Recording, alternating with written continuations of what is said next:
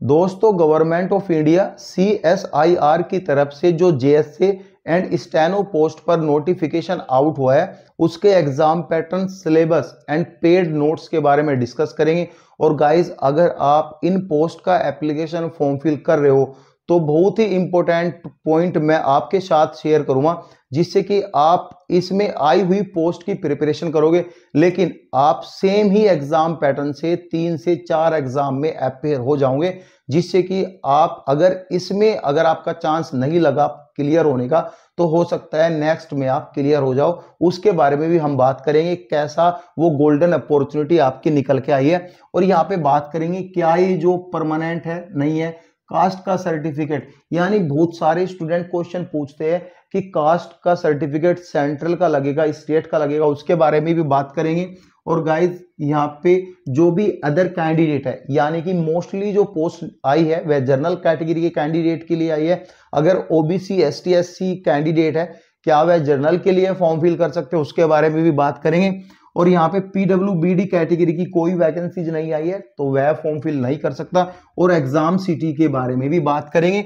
और guys selection procedure, exam pattern और exam syllabus, paid notes, इन सभी के बारे में हम इस वीडियो में डिस्कस करेंगे।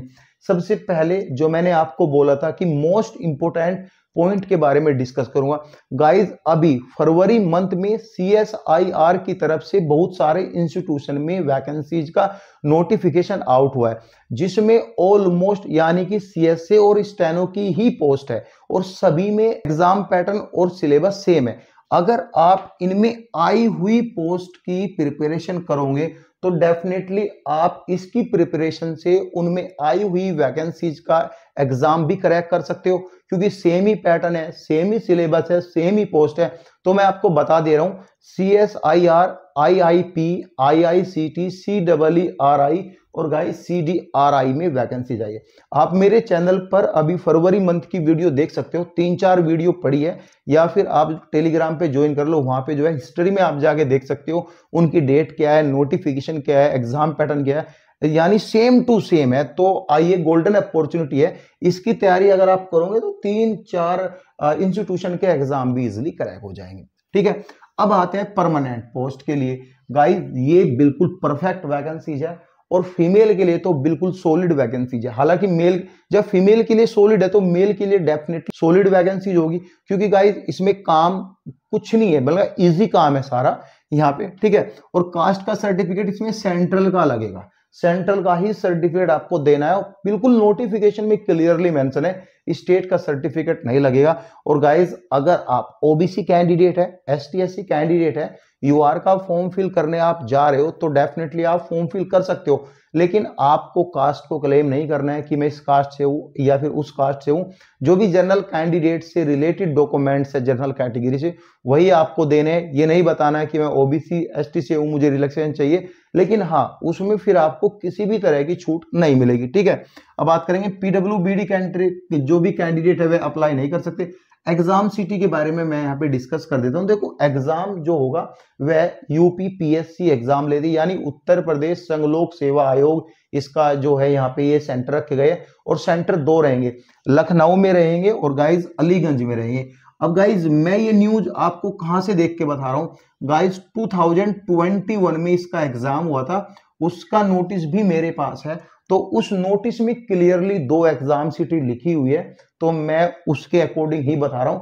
हालांकि नंबर ऑफ कैंडिडेट ज्यादा भी हो सकते हैं, हो सकता है 1-2 एग्जाम सेंटर इंक्रीज किए जाए, लेकिन अभी जो मेरे पास इंफॉर्मेशन है वही मैं आपको बता रहा हूं, जो लीगल इंफॉर्मेशन है। ठीक है, अब बात करते हैं सिलेक्शन प्रोसीजर की। सिलेक्शन प्रोसीजर क्या है, देखो अगर हम JSA की बात करें, JSA में आपका रिटन टेस्ट होगा, लेकिन उसमें आपके 2 पेपर होंगे, यानी पेपर तो 2 बनाए हुए हैं, वैसे तो पेपर 1 है। अगर हम अदर कॉम्पिटिटिव एग्जाम की बात करें, यानी जो सब्जेक्ट नंबर ऑफ क्वेश्चन को कम करके हम उसको एक ही पेपर बना सकते हैं, लेकिन यहाँ पे पेपर 2 बना दिए, नंबर ऑफ क्वेश्चन बढ़ा दिए, लेकिन एक पेपर यहाँ पे क्वालिफाइंग भी यहाँ पे बना है, लेकिन वह कमेटी डिसाइड करेगी। हम पॉइंट पर आएंगे तो बात करेंगे। ठीक है, हम यहाँ पे सिर्फ जानते हैं सिलेक्शन क्या होगा, फिर यहाँ पे टाइपिंग होगी, फिर यहाँ पे जो भी DV एंड मेडिकल जो इनका अदर का प्रोसीजर है, मेन तो यही 2 पॉइंट है जो आपको फोकस करने हैं। ठीक है, स्टेनो की बात करेंगे, ओनली सिंगल एग्जाम होगा, रिटन टेस्ट, उसके बाद स्टेनो प्रोफिशिएंसी टेस्ट ये होगा। ये क्लियर हुई बात है। अब बात करेंगे यहाँ पे पेपर 1 के बारे में और पेपर 2 के बारे में, जो कि जेएसए के लिए है, स्टेनो का। इसके बाद हम यहाँ पे डिस्कस करेंगे सिलेबस में क्या होगा। देखो, ये जो पेपर 1 एंड 2 दोनों है, दोनों ओएमआर सीट पर भी हो सकते हैं अगर आप नंबर ऑफ यानी कि नंबर ऑफ कैंडिडेट ज्यादा रहे, एग्जाम सेंटर इंक्रीज करे, तो यहाँ पे जो है सीबीटी भी हो सकता है।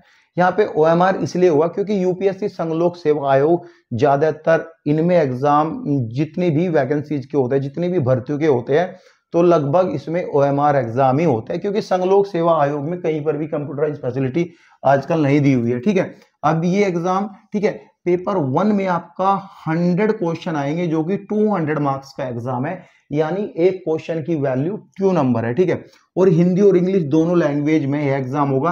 पेपर 1 में आपकी कोई भी नेगेटिव मार्किंग नहीं है। और गाइज यहाँ पे 90 मिनट का टाइम मिलेगा और 12th स्टैंडर्ड का ये एग्जाम होगा। मिनिमम क्वालिफाइंग मार्क्स ये इसमें रखे जाएंगे। जो आपके मन में डाउट चल रहा है वह भी मैं बाद में बताऊंगा, दोनों को कंबाइन करके कहानी असली क्या है। ठीक है, लेकिन टॉपिक जो है मेंटल एबिलिटी है। ओनली मेंटल एबिलिटी के 100 क्वेश्चन आएंगे, जिसमें कि आपके जनरल इंटेलिजेंट रीजनिंग भी रहेगा, सिचुएशनल जजमेंट के क्वेश्चन भी रहेंगे, और गाइज मैथमेटिक्स भी रहेगा, और गाइज प्रॉब्लम सॉल्विंग के क्वेश्चन भी रहेंगे।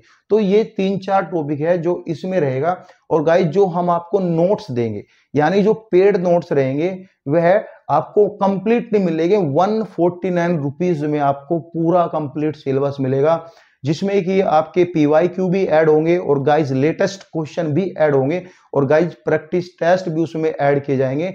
डिस्प्ले पर नंबर चल रहा होगा 9990934347। इस पे आपको व्हाट्सएप करना है। CSIR जेएसए एग्जाम यानी जेएसए का सिलेबस चाहिए तो कंप्लीटली आपको 24/7 व्हाट्सएप के थ्रू असिस्टेंट दिया जाएगा।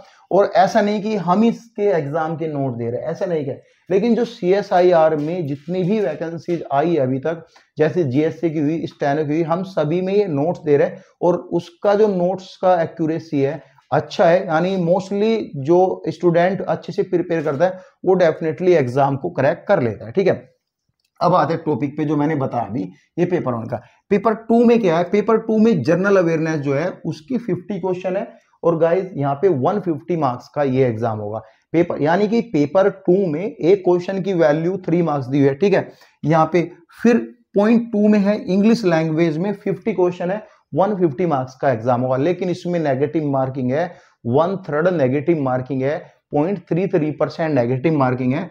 यानी कि आप एक क्वेश्चन गलत करोगे, एक नंबर कट लिया, काट दिया जाएगा। अब यहाँ पे स्टूडेंट का डाउट है कि ये तो बिल्कुल मतलब कि पूरा 1% ही नेगेटिव मार्किंग है, लेकिन ऐसा नहीं है, क्योंकि एक क्वेश्चन की वैल्यू 3 मार्क्स भी तो दिया है।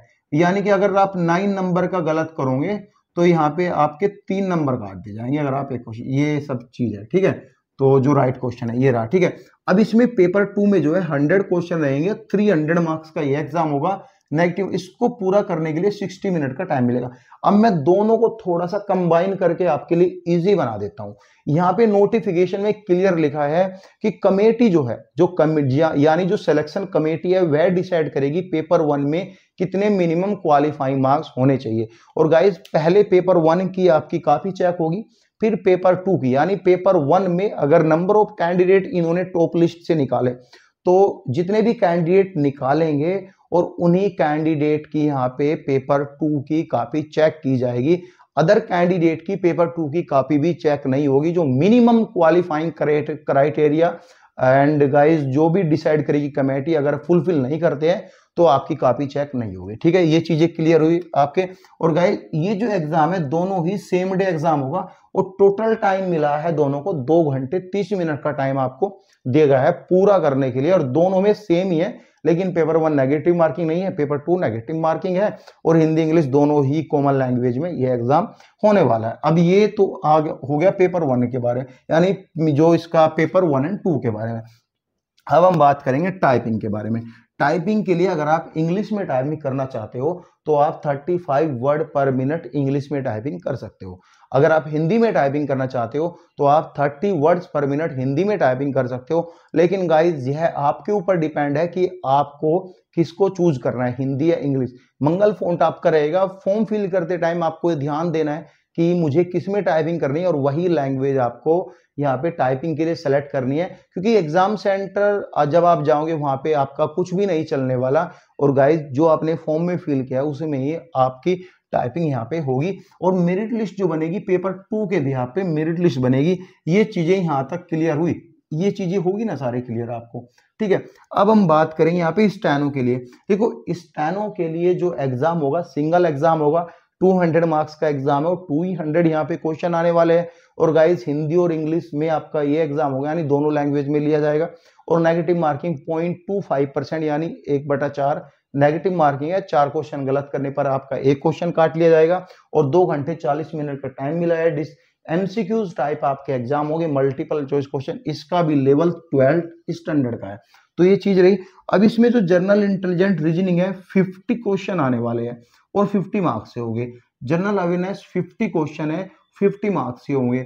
जनरल इंग्लिश और कॉम्प्रीहेंशन के 100 क्वेश्चन है, 100 मार्क्स से होंगे। तो यहां से पता चलता है कि आपको पूरा फोकस अपना इंग्लिश में ही पूरा फोकस आपको देना है। इंग्लिश में दे दोगे आप और जनरल इंटेलिजेंट और रीजनिंग में दे दोगे तो 150 का करीबन आपको 120 नंबर का ये तो करना है। और आपकी जो जनरल अवेयरनेस है, जनरल अवेयरनेस में करंट अफेयर भी रहेगी, जीके भी रहेगी। ये तो सभी गवर्नमेंट एग्जाम में आती है, एटलीस्ट ये तो आपकी तैयारी हो चुकी होगी। देखो गाइज इसका कोई तोड़ नहीं है जनरल अवेयरनेस का। अगर आप पढ़ लो, रात को पढ़ के सुबह तक आप एग्जाम में देखा, जो आपने पढ़ा वो आपका आ गया तो ठीक है, नहीं आया तो नहीं सही। तुक्के तो ऑलमोस्ट स्टूडेंट मारेगा, इसमें आप तुक्के लगा सकते हो। लेकिन जेएसए में पेपर 2 में आप तुक्के नहीं लगा सकते, इसमें तुक्के लगा सकते हो। इसमें तुक्के कैसे लगाने हैं जानना है तो बता देना, वो भी मैं आपको बता दूंगा। अब आते हैं स्टेनो टेस्ट पे। देखो स्टेनो आपका डिक्टेशन आपको दी जाएगी जिसमें कि आपको 10 मिनट दी जाएंगे। उसकी स्पीड 80 वर्ड्स पर मिनट होनी चाहिए, चाहे वह हिंदी लैंग्वेज में हो चाहे वह इंग्लिश लैंग्वेज में हो, ठीक है। अब आते हैं हम यहाँ पे, जो ट्रांसक्रिप्शन है उसमें 50 मिनट आपको इंग्लिश में दी जाएगी, 65 मिनट आपको हिंदी में दी जाएगी। और गाइज स्क्राइब है यहाँ पे सब। और गाइज स्क्राइब का यहाँ पे 70 मिनट इंग्लिश में और 90 मिनट हिंदी में दी जाएगी, ठीक है गाइज ये तो रही पूरी डिटेल इससे रिलेटेड जो भी जनरल इंफॉर्मेशन मैंने आपको दिया। अगर फिर भी कोई डाउट आपका रह जाता है तो आप कमेंट कर सकते हो। Thank you so much guys.